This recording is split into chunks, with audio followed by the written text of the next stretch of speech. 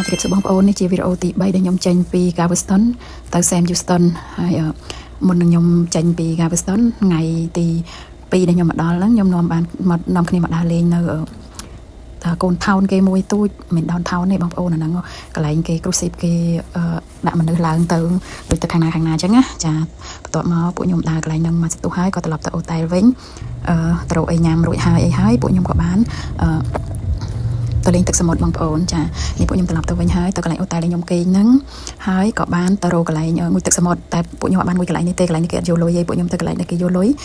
កន្លែងដែលគេយកលុយហ្នឹងគេយកម្នាក់$5-10បើមួយឆ្នាំបង់គេ50មួយឆ្នាំអញ្ចឹងកន្លែងហ្នឹងវាងូតទឹកទៅវាមិនមែនថា private អីទេគ្រាន់ថាវាកន្លែងទឹកសមុទ្រវារៀងល្អចានេះមកដល់ហើយបងប្អូននេះ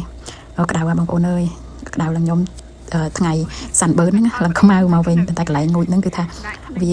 ាអត់សូវមានសារាយដែលមកគៀនបើមុនមិញហ្នឹងវាសារាយនៅគៀនអញ្ចឹងហើយឆាត់ហ្នឹងគេដាក់ជួលតែពួកខ្ញុំបានជួលទេពួកខ្ញុំយកឆាត់ហ្នឹងចឹងមកឲ្យទឹកខ្លួនឯងអញ្ចឹងទៅដល់ហ្នឹងក្រាលទៅហើយលេងទឹកនេះណែប្តីខ្ញុំនឹងខ្ញុំហើយកូនទី1គេអ្នកថតឲ្យកូនទី2នៅមុខហ្នឹងកំពុងតែលេងខ្សាច់ហើយខ្ញុំនឹងប្តីខ្ញុំងូតទឹកសមុទ្រហ្នឹងកន្លែងហ្នឹងមិនសូវជ្រៅហ្មងនេះងើបទៅប្រហែលជាត្រឹមចកេះបើនៅ Rockport យើងដើរកាន់តែជ្រៅកាន់តែរាក់ចាដល់ពេលនៅ Galveston ដល់យើងទៅនឹងមុខទៀតវាជ្រៅហើយខ្ញុំបោះហ្នឹងគឺសារាយសវាហើយមកទឹកជើងយើងហើយនេះពួកខ្ញុំគេងមួយយប់ហើយ2យប់នៅ Galveston ហើយឥឡូវហ្នឹងព្រឹកឡើងពួកខ្ញុំក៏បានចេញទៅខាង Sam Houston ចាបងប្អូនហើយចេញទៅខាង Sam Houston ហ្នឹងខ្ញុំបានចូលទៅពីផ្សារដែរគឺផ្សារវៀតហូផ្សារវៀតណាមខ្ញុំបានទិញក្តាមហើយនឹងដូចជាបន្លែប្លុកអីអត់បានទិញទេព្រោះអីខ្ញុំទិញពីថ្ងៃដំបូងនឹងខ្ញុំទិញពីថ្ងៃដំបូងនឹងរួចហើយព្រោះអីខ្ញុំដេកនៅ Humbo Texas ស្នាក់នៅអូតែលមួយយប់ទៀតបន្ទាប់ពីហ្នឹងមកបានខ្ញុំចេញទៅខាងតាំងហឹងចេញពីតាំងហឹងទៅហើយខ្ញុំក៏បន្តដំណើរ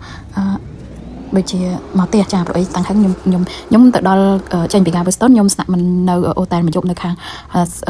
Humbo Texas ហ្នឹងហើយខ្ញុំក៏បានទិញអ្វីបានពីវីដេអូហើយអីហើយអញ្ចឹងបងប្អូនបន្ទាប់មកខ្ញុំស្នាក់នៅមួយយប់ព្រឹកឡើងខ្ញុំងើបពីព្រលឹមចេញពីអូតែលទៅក៏ទៅតាំងហឹងចាហើយនេះទឹកត្រីនេះគឺខ្ញុំថតនៅសាវិតហួយបងប្អូនមានផលិតផលខ្មែរលក់ហើយម៉ូតនេះលក់ដាច់សល់តែ2មកពីស្រុកខ្មែរយើងហើយម៉ូតនេះក៏ត្រឹមឃើញដែរគឺ7ឡាខ្ញុំថា7ឡាចាស់ព្រោះ6.99ទឹកត្រីនេះខ្ញុំធ្លាប់ទិញនៅខាងដុល្លារឆ្ងាញ់បងប្អូនហើយឥឡូវនៅវិតហួយគេមានយូរមិនលក់ចាហើយម្ដង7ឡាបន្ទាប់ពីហ្នឹងមកខ្ញុំចេញពីហ្នឹងមកខ្ញុំចូលនៅផ្សារតាំងហឹងហើយប្តីខ្ញុំក៏ទៅរកទីខ្វាយជក់ខ្វាយនៅតាំងហឹងហ្នឹងឆ្ងាញ់បងប្អូនហើយខ្ញុំក៏បានដើរថតកន្លែងបន្លែក៏បានថតដែរបងប្អូនកន្លែងបន្លែដែលខ្ញុំថតការវីដេអូមុនខ្ញុំផុសអញ្ចឹងខ្ញុំមកថតកន្លែងគេលក់តំណាប់លក់សបកណែមកអីតែនេះតំណាប់ស្វាយបងប្អូនប៉ុន្តែមិនមែនមកពីស្រុកខ្មែរយើងទេគឺមកពីសៀមខ្ញុំលើកមើលឲ្យដាក់ចុះតំណាប់ស្វាយតំណាប់អំពិលតំណាប់កទួតតំណាប់អីមានទាំងអស់ប៉ុន្តែមកពីសៀមអញ្ចឹងហើយខ្ញុំក៏អត់បានយល់ទេខ្ញុំដាក់ចុះទាំងអស់ហើយខាងលើនោះគឺមកពីវៀតណាមតំណាប់កទួតតំណាប់ដូចជាហ្នឹងតំណាប់កទួតតំណាប់អីហ្នឹងមកពីវៀតណាមខាងលើប៉ុន្តែខ្ញុំមិនដែលហូបចេញខ្ញុំអត់ហ៊ានសាអីខ្ញុំក៏ដាក់ទៅវិញខ្ញុំក៏ថតសបកណែមនេះអំបុកទេបងប្អូនអំបុកខ្ញុំថតអំបុកសបកណែមរបស់អស់ហ្នឹងគឺមកពីវៀតណាមឯងបងប្អូនប៉ុន្តែខ្ញុំធ្លាប់ទិញរួចហើយគឺអត់បានទិញទៀតទេហើយសបកណែមនេះខ្ញុំទិញនៅវៀតហូរួចហើយខ្ញុំក៏បានអត់ទិញទៀតទេព្រោះអីខ្ញុំមើលមកពីវៀតណាមឯងបងប្អូនហើយរបស់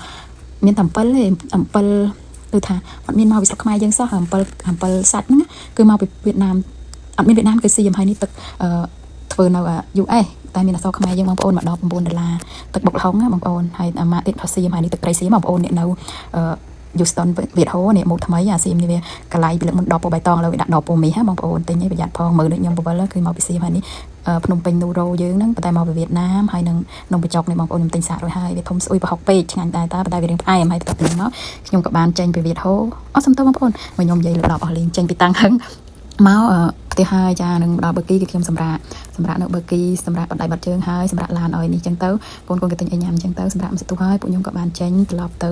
ៅផ្ទះខ្ញុំមកដល់ផ្ទះហើយជាម៉ោង2បងប្អូនចាម៉ោង2ចាបងប្អូនឆ្ងល់អត់ថាវីដេអូហេតុអីក៏ខ្ញុំបញ្ចូលសលេងអត់ដាក់សលេងពេតព្រោះថាកូនខ្ញុំគាត់លូឡាផងហើយជួនកាលទៅខ្ញុំភ្ញាក់ខ្ញុំអីទៅមានពាក្យអាក្រក់ចឹងហើយខ្ញុំបញ្ចូលវីដេអូហ្នឹងបញ្ចូលសលេងរហូតចាខ្ញុំចេញពីបឺគីហ្នឹងហើយត្រឡប់ទៅម៉ោង2ហ្នឹងហើយ